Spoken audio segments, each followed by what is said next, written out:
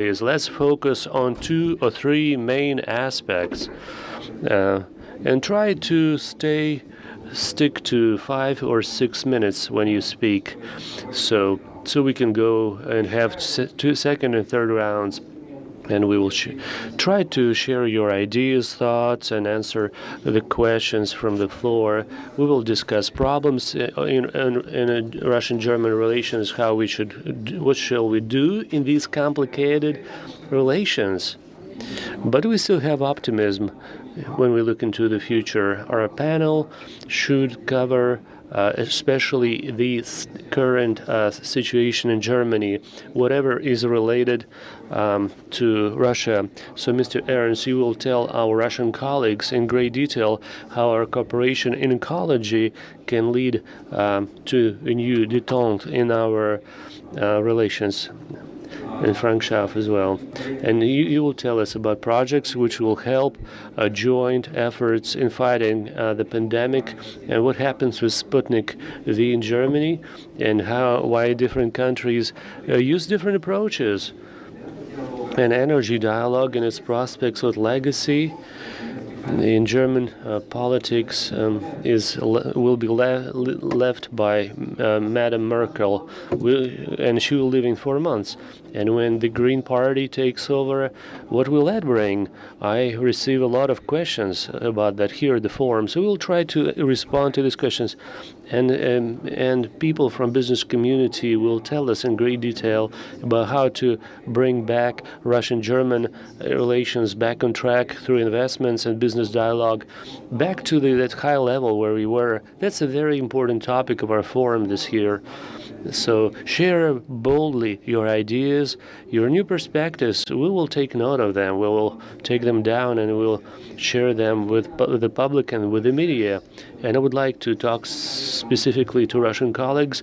And what plans do you have for Germany or with Germany? Are there any barriers? Do you need any help in some aspects? Maybe Germans can help you to promote German businesses in Germany, Russian businesses in Germany. So I would like to give the floor to Klaus Ernst, who heads the Bundestag Committee on Economy, Energy, who is a very important person. Thank you, Mr. Ernst, for being there. So over to you. Try to be short.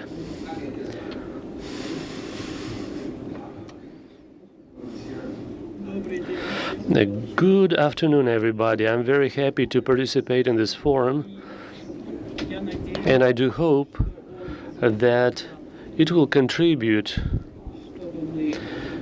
to bringing Russian-German relations back on track and make them reasonable back again. But so far we are not there. I heard yesterday that Russians are complaining that if the European Union speaks on behalf of all of Europe, we're not saying that they're not saying that Russia is part of Europe, but for me, Russia is part of Europe. I think it's too haughty for EU to say something like that, and we are to change that, and Europe should change that, not to be that arrogant. We should be aware of that when we discuss future. And second thing that I wanted to mention,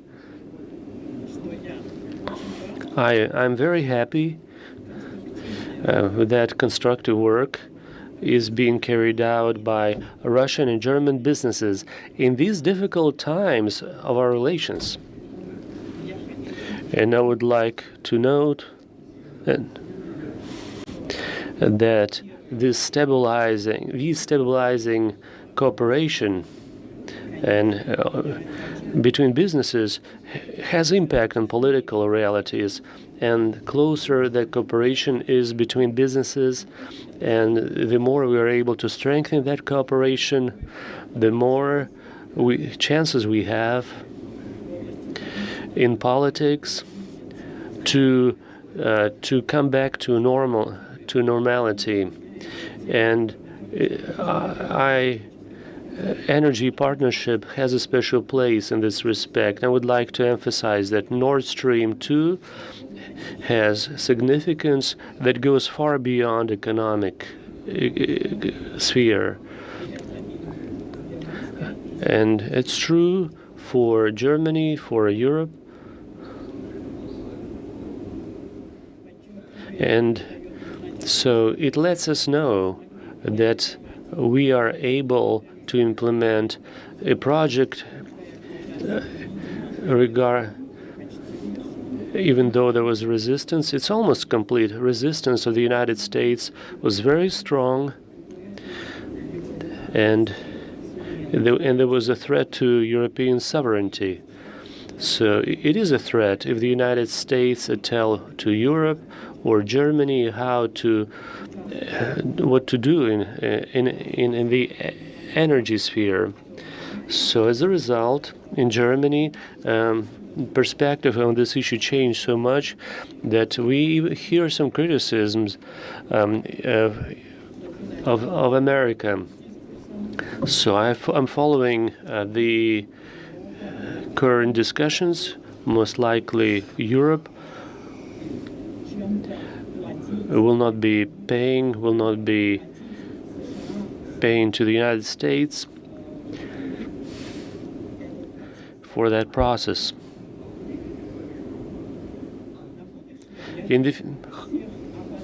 I want to encourage you about the future.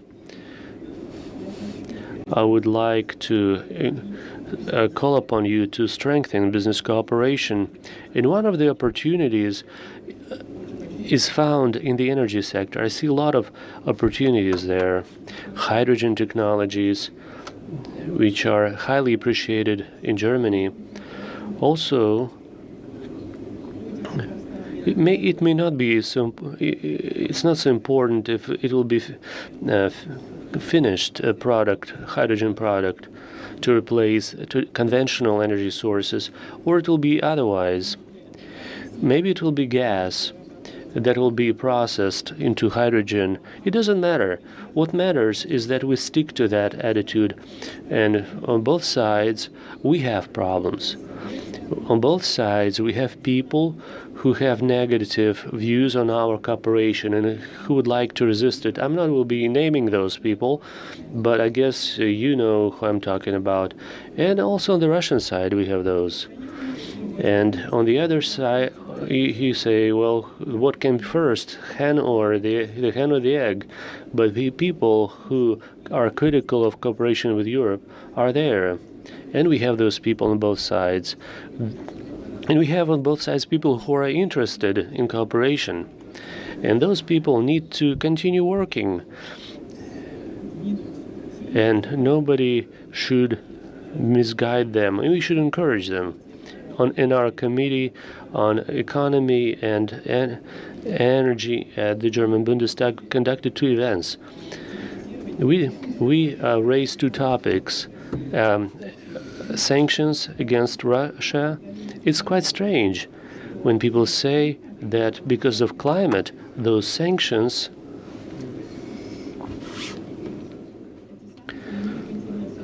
will not serve they will not serve Russian interests. So we should contribute to this through business cooperation, through economic cooperation.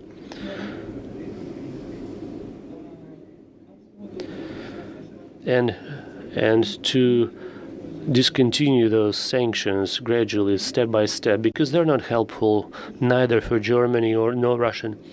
And the former chairman of the Eastern Economic Committee stated, I will never forget that, he said, strong Europe and Russia is part of Europe. A strong Europe without Russia is impossible.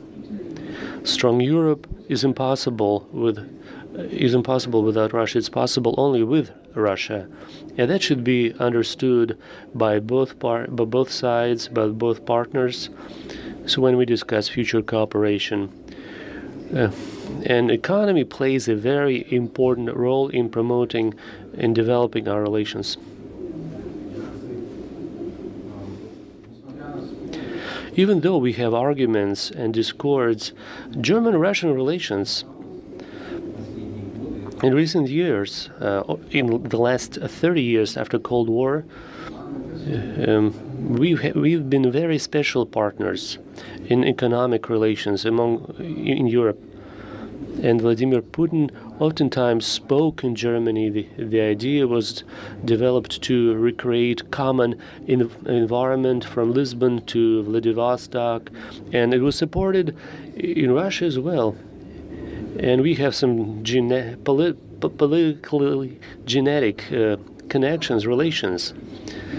So Willy Brandt policies, German unifications, strategic partnerships. During the Kohl's presidency. So what is happening now? How can we salvage the situation? What Russia thinks about Germany today with these multilateral changes, and what is happening inside Europe? Because it's not only about Germany, but we are also a part of Europe. So, Konstantin, I would like to put one question about this dialogue, because we were part of that organization for 20 years, and now it's at the edge of breakdown, because German NGOs will not be able to work in Russia anymore. So, how do you see this, and where do you see future opportunities for Russia, and where we will have our dialogue, because we see those complicated events taking place? Thank you very much. Dear colleagues, I'm thankful for this opportunity to share a few words about what is happening in our relations. First of all, I would like to clearly state that we understand very well the colossal potential of Germany in the European context and in global context, and we highly appreciate that has been done in Germany. And even back in the Soviet days, so gas for pipes, transaction, and other things, and things that have been done in the last 3 decades in the context of relations with modern Russia. But this situation, unfortunately, is not static. It's a dynamic situation. And in our estimates, these dynamics are negative, unfortunately. Not the general degradation of relations between EU and Russia, and as a consequence between Germany and Russia, but also a transformation of German policies in relation to Russia. And with great regret, it becomes, we see fewer initiatives, it's less active, and it dissolves more and more in general policies of EU and NATO with regard to Russia. So Germany was able to do much more, and our relations were developing progressively when Germany took that responsibility upon itself, or that burden of leadership, when it did not avoid the responsibility to promote and advance the concepts that it considered optimal. But in recent times, Germany either demonstrates is either a passive observer of processes, which is somewhat negative, or sometimes, even though those are just isolated cases, it is the leader in terms of doing destructive things with regard to Russia. And we have observed that as well. And we have serious concerns about that. We know that in EU and in NATO, they have a lot of countries that don't want to see Russia as part of Europe, and that make political scores on hostility with regard to Russia. When you talk about united Europe and Russia, but those countries, especially in Germany was not part of those countries until recent days, and hopefully that trend will not become systemic. Petersburg dialogue, the situation is very unpleasant. So it's very bad when non-government organizations do something wrong from authorities' perspective, but of course, both in Germany and Russia, that situation is perceived differently. In Germany, they see only that tip of the iceberg that is above the surface. Oh, in Russia, they ban or they consider to be undesired non-NGOs that operate in the interests of those people who use their services. But in Russia, they see the underwater part of iceberg. So when they have their complaints to make, so on behalf of Russian authorities, when they complain about those NGOs, so we are here at this table and will not be able to determine who's right and who's wrong. But I was but Pafalo's response to that was kind of saddening to me. So that was discouraging. So when a decision was made to discontinue this dialogue, I think this situation requires this dialogue, and ideally this dialogue should be about elaborating these issues, to involving people from both sides and investigating those claims and those complaints. And perhaps Russian authorities should provide some basis to say what is it that they do not like about those NGOs' activities, so where they crossed red lines, so where it's not noble civic activities anymore, but it's political activities or interference in our internal affairs. I think that would be helpful for the general atmosphere of our relations. It would be helpful for any foreign NGO, German or otherwise, that operates in Russia, and for them to better understand those red lines and not to cross them. So I think it would be of utmost importance to initiate such a dialogue, such a meeting. It could be organized by the initiative of the Petersburg dialogue. If that happened, we would be able to avoid further complications. And I'm sure that Russian complaints with regard to NGOs are based on facts, because for us it's always difficult. It's always difficult to say something like that. If we make such decisions, only when we have no other options. But that situation should be discussed. Thank you. Now, I would like to introduce Mr. Ilichev, who is the Deputy Minister of the Economic Development of Russia. He's a very important person for us because he's responsible for international relations.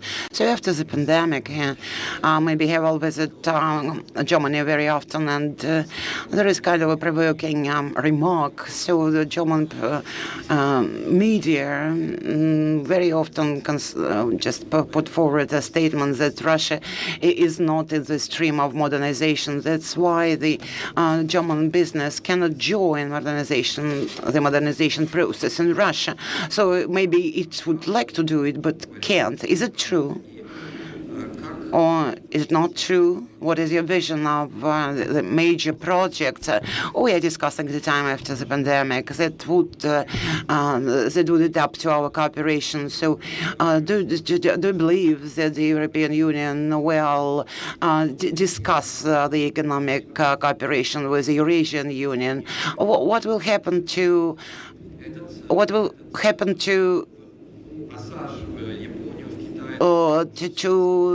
the passage to Japan or China?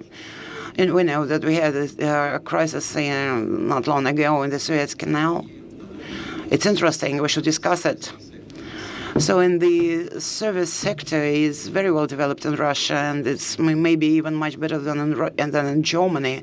So digitalization, digital economy also are in the top of our Russian interests. So where can we work together? Where can we join our efforts? Where can endeavor to and reach a breakthrough?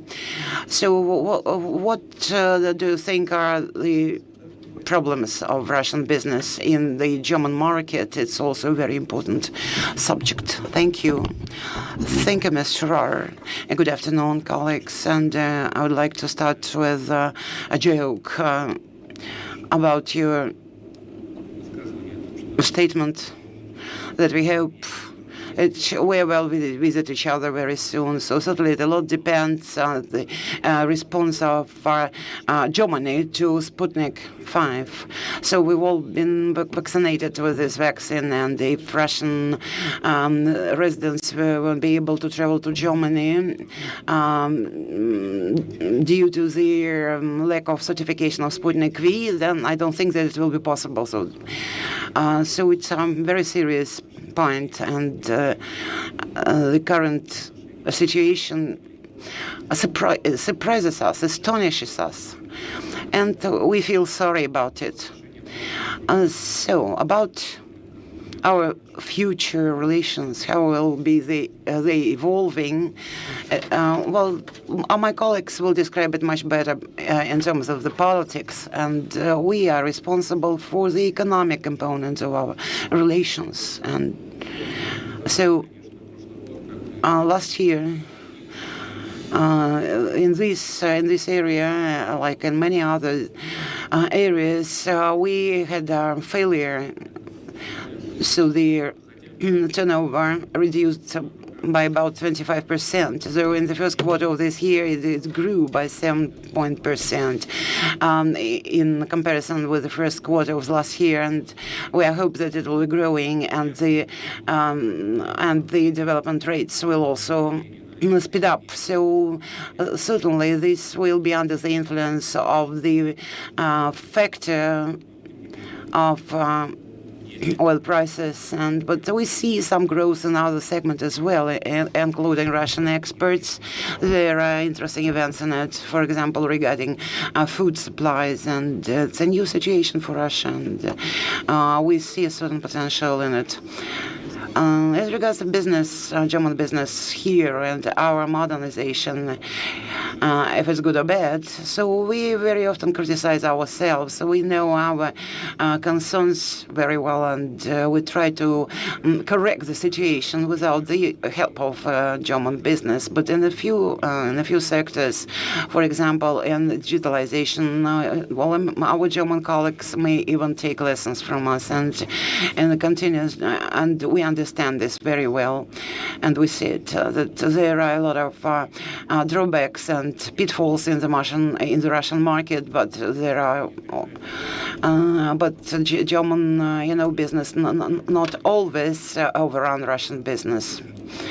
Our services, for example, digital services are much better and much more useful, user-friendly. So we see a possibility for bilateral movement ahead here. And regarding the situation with the German business here in Russia, so Mr. Schauff will give a more adequate answer to this, because he's in a good contact and in constant contact with the German business, but we feel that the situation is not as bad as that. What are we doing here? To improve the situation. So our bilateral economic relations are under the negative influence, what was mentioned by Mr. Kosachev, and on the reduction of intensity of our communication, and the level of and the content of our communication and our debate reduced,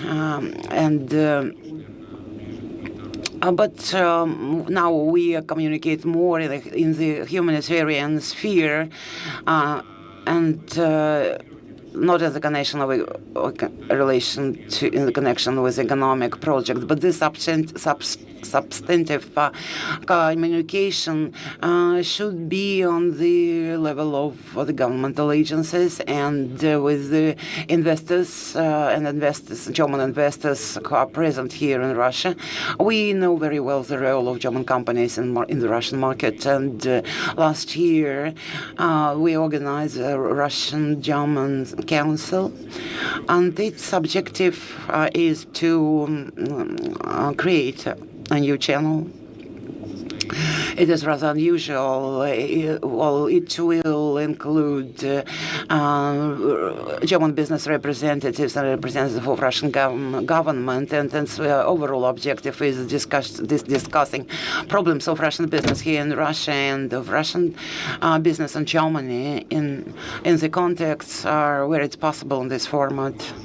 We've already held 2 meetings of this council, and I think that we have even more work on the floor, and we meet with our colleagues personally, and we discuss actual urgent issues, starting with visas and taxes, and there is an interesting area in relation with how to help German investors who have localized their production in this country, and how to facilitate the import to third countries. The only Russian market is not enough for them to satisfy the demands of well-developed production. So one of the objectives of our ministry is to facilitate their imports to third countries.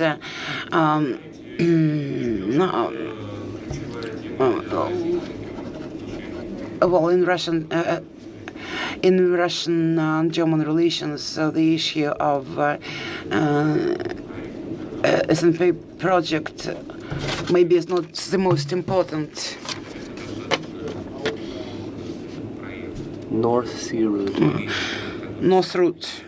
North Sea route. It's about the North Sea route, excuse me. So there is a positive trend which I observe there, and this North Sea route project is being discussed in advanced versions, and including if it will be possible to have this route used without pilots, and it may become an alternative route to those which are overloaded today. So as regards the digital agenda, so here our German colleagues participate actively. It's SAP, and we discuss their concerns, but here we call our German colleagues for paying attention to localization of their products in Russia, and so these reasons are apparent. I won't remind you of some specific cases, but first of all, the software of some German suppliers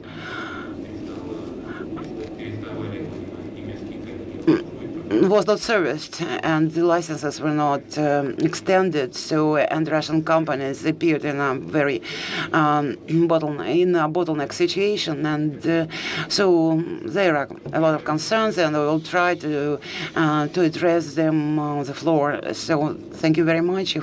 I will take your questions, if any. Yes, there will be questions too, I'm sure. And now, Falk Tischendorf, here he's a lawyer. He lives in Moscow, but I would like to attract him to our round table as a politician. So he represents the Mecklenburg land and North Pomerania, so land. And Mrs. Schweizer is the head of this land. Well, she works very well, and she is also very active in enhancing German-Russian relations, including the project Nord Stream 2. We already heard that here at this round table that there are some barriers and on the way of our cooperation, including in the economy. Can we correct it? Can we improve this? And can we cooperate on the land, regional level? You know, the lands of the former GDR are all for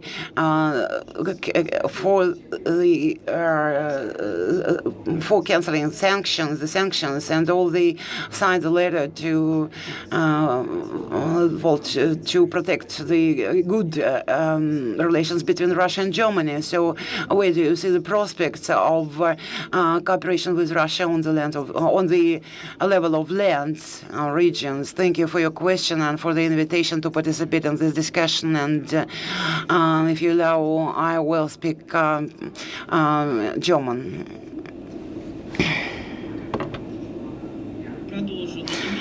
Yeah, I continue in German. And Alexander, 2 days ago we had the Day of Russia in the Mecklenburg.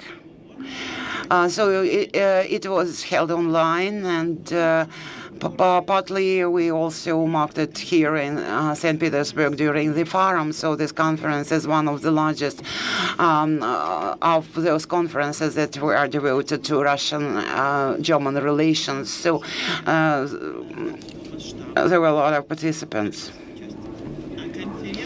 The conference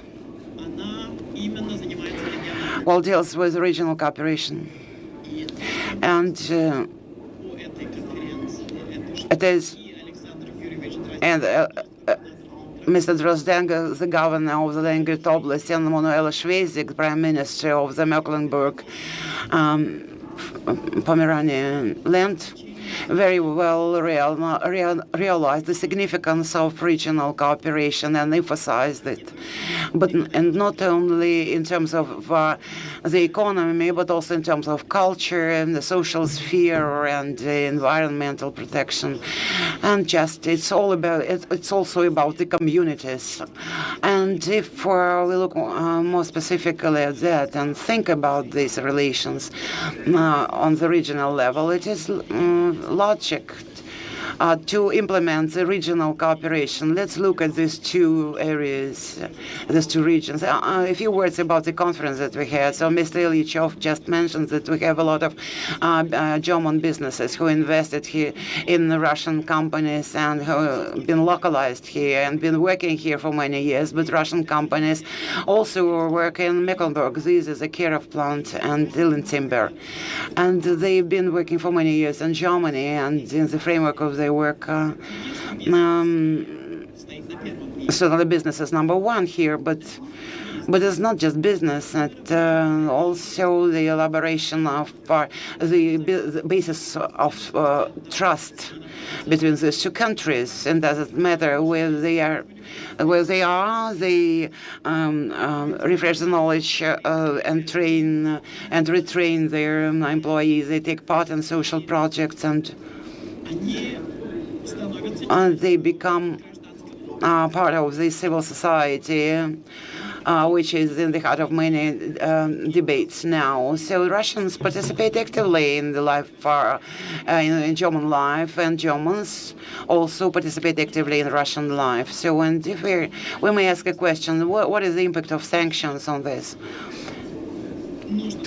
I would say that the impact of the sanctions is also in the destruction of the economic relations been built many years ago, and the politicians use these links to pursue their political goals.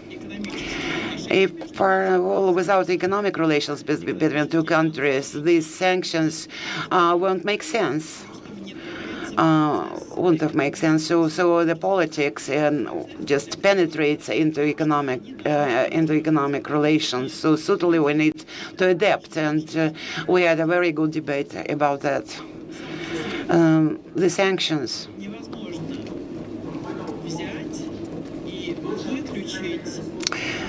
Cannot be just take out of the relations that have been established during many years. So you cannot just push the button and get something. So business is based on trust, and trust to partners of different countries. And if they trust, if I don't trust my business partners, I won't do any business. So. And on the federal level, the relations have been rather difficult nowadays.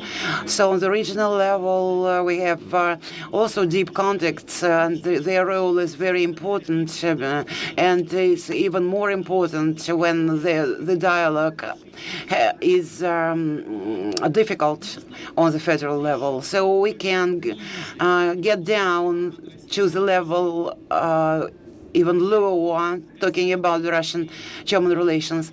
And the past years shows that relations emerge between people, first of all. And these relations also are based on trust. So it is very important that we should meet like today, that we would socialize.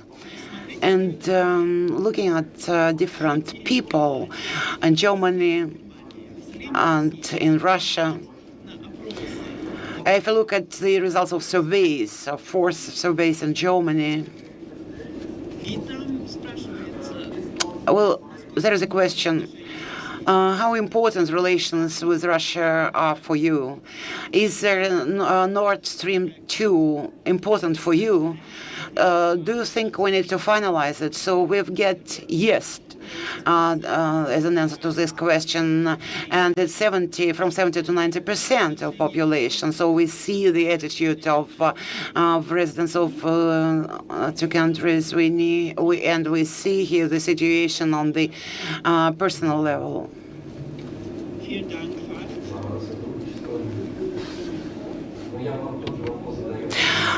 Here's a question to you.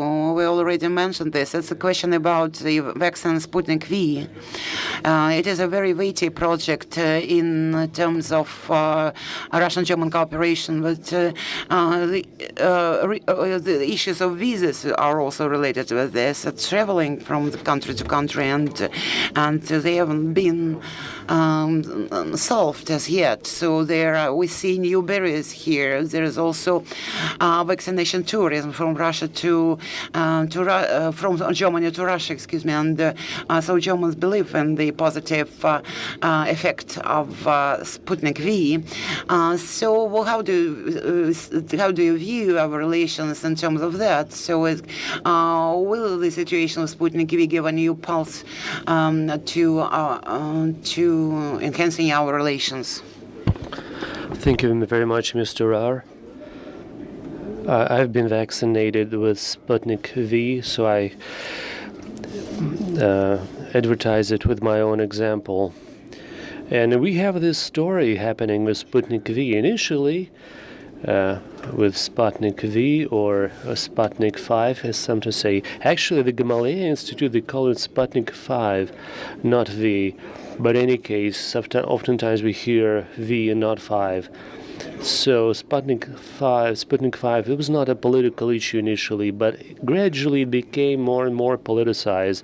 But it was not by us. Let's think about it. That was the first vaccine developed, tested, and all the other vaccines came later. All the major vaccines, AstraZeneca, Pfizer, they all have been blessed by the World Health Organization and European regulators, but the first one that was invested and tested, it still hasn't been accepted. That's a strange situation. Obviously, it's a strange situation in which we see political agenda, underlying political agenda. So the first vaccine hasn't been accepted. All the others came later, but they're applied. How come? Why? This politicization was not done by us, but we think that it is there. And before, the vaccination is a way to save lives. It's one of the arguments in favor of saying that we're not an archaic state, we're not a gas station state, but we are able to produce those technologies. But we would like to get some explanations, and we would like to Sputnik to work. Maybe European colleagues believe in 5G chips, microchips, and that's why they avoid vaccination. And so that's why the vaccination hasn't been approved. But humanitarian policies generally should be perceived as they're perceived as aggressive expansion. Yesterday, I was participating in a session called Cultural Expansion, and I didn't like the term expansion because it's about forcing something. But we have great Russian culture, which is welcome and in Europe, which is respected in Europe. I know they respect it a lot in Germany. When our musicians visit Germany, they are enjoyed and celebrated, and vice versa. When German musicians or artists come to Russia, we enjoy them, we appreciate them, which is a normal process. This is the norm for a peaceful life, and that's good. Moreover, both countries have core values. We have memory of that terrible and great war in which we were on different sides. But the current German identity, just like the current Russian identity, they're both based on the memories of this terrible war, on the desire to preserve peace. And we cannot object from either side to that desire for peace. We can talk about minorities, we can talk about selective application of law, but we cannot say, oh, you are for peace and you're against peace. That would be absurd, because we cannot object against that. So I'm talking about politics here. So we have a very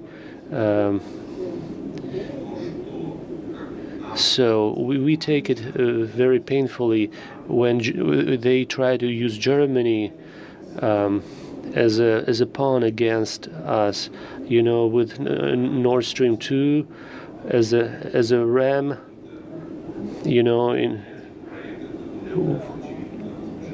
so will interfere in our internal affairs.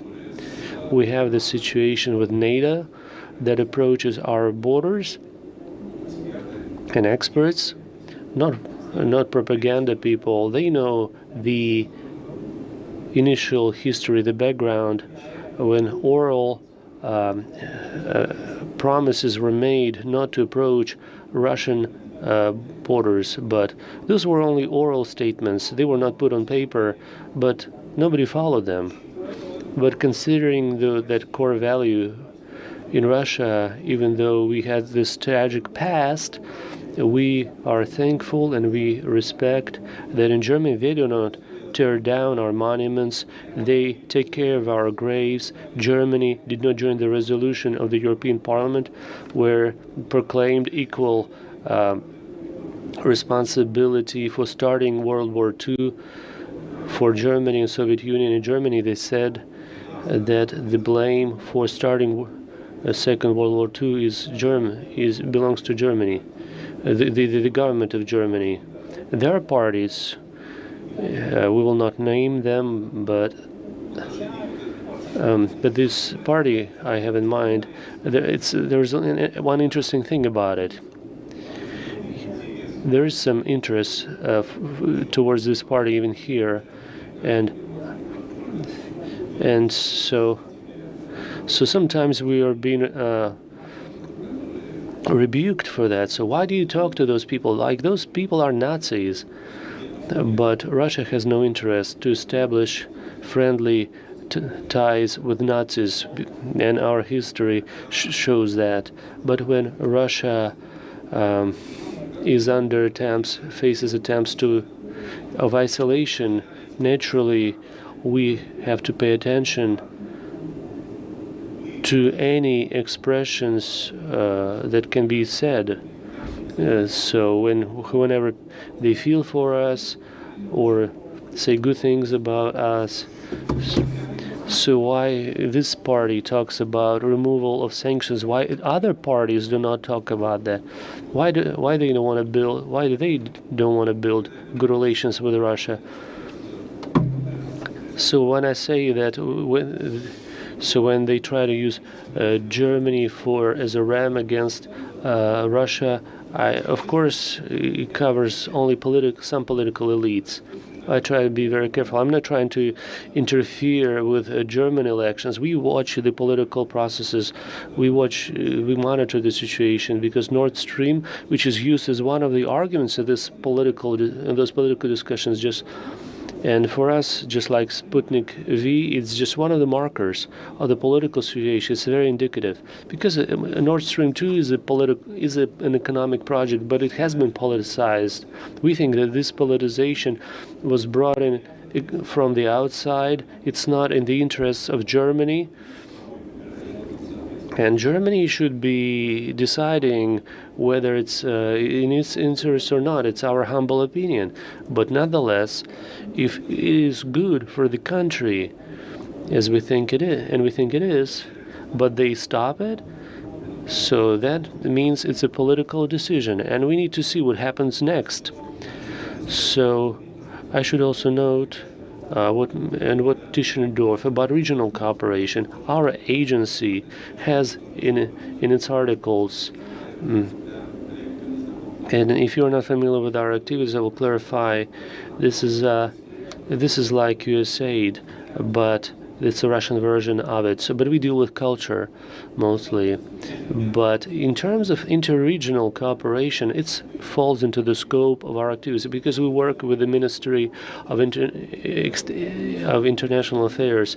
Even here, the forum, I've signed several agreements, 5 or 6 agreements with Russian regions to represent them abroad, because we have a major cultural center in Berlin at Friedrichstrasse. It's not in best condition. As you may know, we will rectify this, but it's a wonderful platform to represent our regions, not only cultural but also business projects. We have very good business ties with overseeing economic ministries, Ministry of Trade and Industry and Trade, and Russian Export Center. We're not competing with them. So we would be happy to work in the area of interregional cooperation and economic cooperation. Thank you. I would like to have a second round. I'm sorry, Matthias. Wait a minute. I have a question for you. So we were going to talk about investments. So that's the key topic of the St. Petersburg International Economic Forum. I hear oftentimes, not from you, but many other experts, that we have sanctions, but now Germany focuses on Eastern Europe, on Poland, on Czech Republic. So new markets for Germany. Is that true? Or we will not forget Russia, of course, but now you have a chance to clarify that situation here and tell us directly here at this forum. German businesses are happy that they work in Russia, or their inconveniences, or maybe they're unhappy. So tell us about that. Thank you, Alexander. Vladimir Evgenyevich and myself are here this panel. We are responsible for good news here, but we want to be objective here. We want to discuss all things. Absolutely, we are very objective, and we are discussing good news. We're sources of good news for you. 2 weeks ago, being a German-Russian Chamber of Foreign Trade, we had a poll. We conducted a poll. You know that we are the largest business association, foreign business association in Russia. We have over 2,000 members, and And in this unpleasant political situation, even though we still added 11% we had got some new members, so that poll over 100 members responded to that poll, those who had localized their production, because those are Russian or German companies, oftentimes 20% of German capital. So I will get preliminary results of that poll, but the results are fairly sensational. Only 6% think that the situation of their companies is bad. Only 6%. 94% are happy, and 16% say that the situation is very good. 51% say it's good, and okay or satisfactory, that's 27%. And also another telling example is that only 5% say that will have to fire people in the next 12 months. Only 5%, but 51% will be hiring a new workforce. Nobody hires new workforce unless you believe in your business going forward.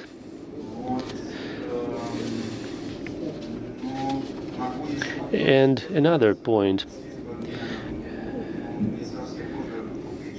and not necessarily publicly, it's not official, but according to Bundesbank, our federal bank, only in the first 3 months of this year, during the first quarter, if we compare the inflow of German capital to Russia and outflow of German capital, so it's 1.1 billion euros, which is a very good number if you look at the dynamics over the last 20 years. That means that, and how SMEs feel in Russia, they feel quite good as well. So that's a very good amount, over 1 billion of investments. So not only from large companies such as Volkswagen or Henkel or SAP, but it's also about small and medium-sized enterprises, SMEs, family businesses. So their DNA is not to look at 2, 3, or 4 years. They look at 20, 30 years. And that really helps in this difficult political situation. And they're not dependent on stock exchange. Their shareholders do not sanction them for investing in the wrong place. And speaking of Sputnik vaccine, I would like to mention 3 things. Science, Russian science has made a great present to us and to humanity, because in a very short time, in a few months, multiple vaccines were developed, and Russia had 3 vaccines, or even 4 if you take into account Sputnik Light. In my native town, they have Pfizer-BioNTech vaccine. China has vaccines, Americans have vaccines, so it's a gift. But we as a society take this gift and we do something very regrettable with it. So you cannot, maybe there's one country that pulls the strings. Look at Germany. Or look at Russia.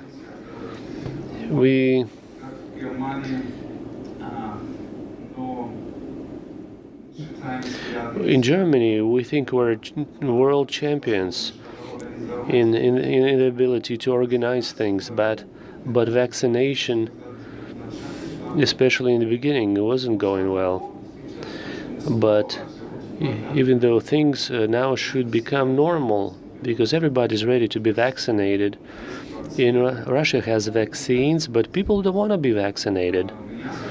So I have 100 employees, and every month we hold events for them explaining that they need to do it. They say, very good. And some people have antibodies, but generally vaccination levels in Russia are fairly low. And thirdly, from the business perspective, and not only from it, but also from the scientific perspective, the virus doesn't know borders or nationalities. The virus has no passport, except in North Korea. But unfortunately, we see this response in the world, unfortunately, not a global response, but we see national borders being in place. But here we need to fight together. We should combat it together. And common sense should help us, and it should be quite easy. I oftentimes hear from our businesses, so they just ask, do you have Chinese vaccine? Maybe you should ask whether you have antibodies, and it doesn't matter how you generated them, because we fell sick with the coronavirus, or maybe we were vaccinated with Sputnik or BioNTech or Johnson & Johnson. Things are not as complicated. Things should not be this complicated. Matthias knows so much about viruses. That's great. So he was very brief. I had to learn about it because when I used to be a journalist, so I worked with SARS, the first SARS virus. So when the Chinese said it was only Hong Kong, but it came from southern China, I still have those friends who are virologists. So we have Frank Schauff, another participant, professor of applied politics in Wismar, from Mecklenburg, Pomerania region, and he will be talking about green technologies, because EU wants to reduce greenhouse emissions by 50% by 2050, and new duties will be introduced for oil and gas, including Russian oil and gas, and so they may be down by 25% for oil and by 15% for gas. So that will change the situation, and our trade will be impacted. So green deals should be a way to go, and suppliers should reduce their emissions. So Mr. Schauff, so when we talk about those green deals, green transactions, are they real? Is there any future for them, or it's just politics so far? How can we align our positions? Or it's a new way towards a new energy dialogue between Russia and Germany? Большое спасибо for having invited me. Thank you for the question. It's about what about Green Deal and the European Union? I am not an official representative of the European Union, but I represented the European business interests in Russia for a long time, and I am closely connected with this subject. So a few remarks about the principal issue of the situation in the European and Russian relations and Russian-German relations. We had a day of Russian businessmen not long ago, and it was great. that we had it. So not only businesses took part in this Day of Russian businessmen. So before coming to St. Petersburg, I talked to a couple of politicians in Germany. I talked about the relations between Russia and the US and between Russia and Germany, and their vision is rather complex. So though they are interested in the constructive relations with Russia. Some people who have been under the lockdown in Germany for a few months, they think that there are two items on the agenda: this COVID and relations with Russia. So economic relations are improving. So the commerce is also improving, and but we should remember that the EU and Germany are key trade partners of Russia. So, and it will be the situation will persist in the future. So it's also certainly related with geography and history of our relations. But looking at the last 7 or 8 or 9 years, we see that direct investments, it's not all. Well, so we need more direct investments. It depends on the politics, on the political situation, and from there should be an interest from both parties and to create political conditions for promoting direct investments. So there's also a debate around the Nord Stream 2. It's also related to the Green Deal. Currently, just a few hours ago, we watched a discussion about the energy aspects of our relations, about the energy, the hydrogen energy, which is very important in the energy agenda. But most of the population and the political elite are all for the Nord Stream 2 project. The United States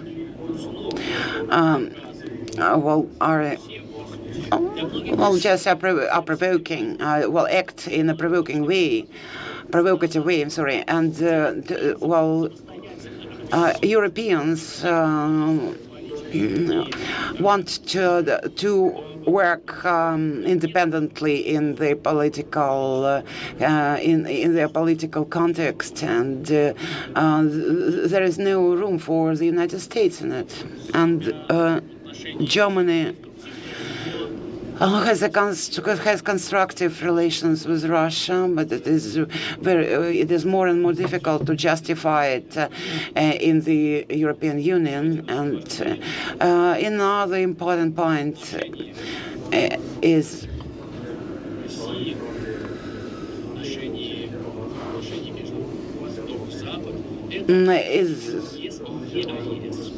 the relations between the United Union and the Eurasian Economic Union. In 2018-19, we saw a lot of positive trends, which have diminished a lot. So we need also to move forward in this direction, because we need to have the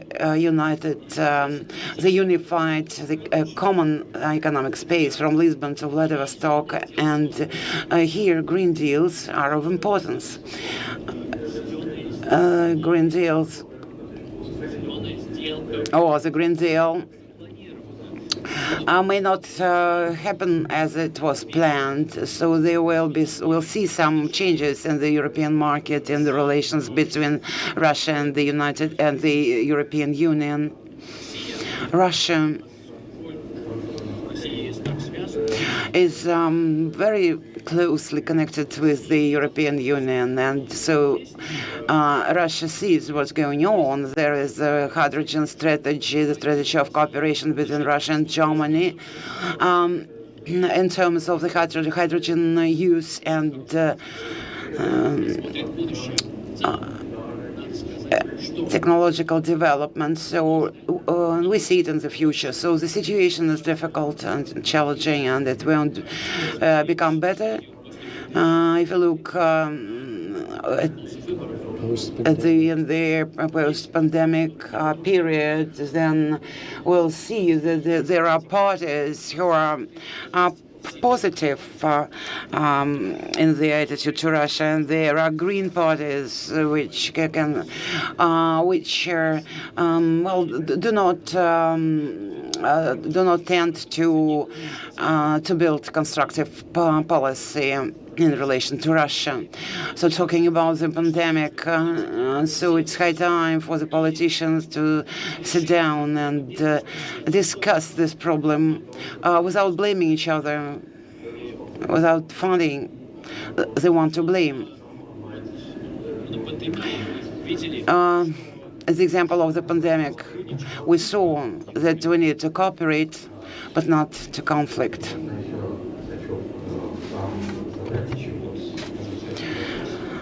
One more question. What will you do if the Schauff is right and the Green Party will win and will have the power? So, but they are on the same level as Christian Democrats now. Biden also used some abusing words, but now has become kind of a pigeon instead of a falcon. He used to be a hawk, and now he's a pigeon. First, you won't provoke me to comment the elections in Germany. We have some experience of interpreting our statements in some countries, and we have, a background of our work in the countries where the Green parties or forces or anti-Russian forces are at power. So we already know how to work with them, though certainly we are not happy about that, but we have something to oppose this influence, and when the relations start degrading due to the attitude of one of the countries, then we state that it's not our choice, and so the German people should elect their political leaders, and they should choose what is to the benefit of Germany. And I think that normal and constructive relations with Germany are beneficial for Germany. Now, Mr. Ernst, so what will we see after Madame Merkel? So at Schröder's times we had excellent relations. At Merkel's time, these relations were good. But is it possible that a new Eastern policy emerge, or will be waiting for the last country of the European Union would agree to that? I believe that the relations will become more difficult. Even if the Green parties won't be in the cabinet, then the situation will still be very difficult, and the position of business here is also very difficult. So, Mr. Primakov just mentioned the situation with the Nord Stream 2, and here, the key matter is that despite all the difficulties inside German politics, we've implemented the project, and Mrs. Schwezek also played a very good role here. So the role of the foundation was also important, and we have different parties, different opinions, and not AfD. It is not the only party, and or at least their policy may look differently. So all have different positions, and And in our Commission for Economy and the Modest Act addressed the situation with the relations with Russia, and two parties were all for the sanctions. First, the Green, and the second party of the Liberal Party, FDP. And all the other parties, in terms of the economy, are clearly state that after 5 years of zero sanctions, the situation should change, and I think that we will support this. And as a result of the elections, and the last comment about the Green Deal. New Deal. So the issues of climate can be addressed only in terms of technology, and or otherwise we reduce the welfare of people. Only social measures and cooperation will help find technological solutions that would let us approach the Green Deal. And the dialogue, today's dialogue is inside business. We need to continue it, and we shouldn't yield to anyone. And there are some want to confront, some want to move to each other, and we shouldn't forget about Russian interests, and which maybe were not accounted for in the past in full. I mean the NATO borders that have been got closer to the Russian Federation. So we should take into account the interests of both Russia and Germany. So we have to wrap up. So the Nord Stream 2. So the German government have just have done everything to retain and to finalize the project. So certainly there was certain risk, a reputational risk, though it sounds strange. I can say this as a German citizen. So their reputation within the European Union was jeopardized in this situation. And the last question. Do you believe that one day we will build up this space, this economic, at least the common economic space from Lisbon to Vladivostok? Or this outlook is not promising anymore? Let's wait till it starts working, this project. Yes, really, we are grateful to our German colleagues for their position, and we described, our feeling about this project on all levels, and we hope that it will be launched, and I think that any other just development process here, it will be unreasonable. So about the common economic space from Lisbon to Vladivostok, I think currently it's kind of a dream, not a forecast. So, but I think that we'll do our best to implement this project.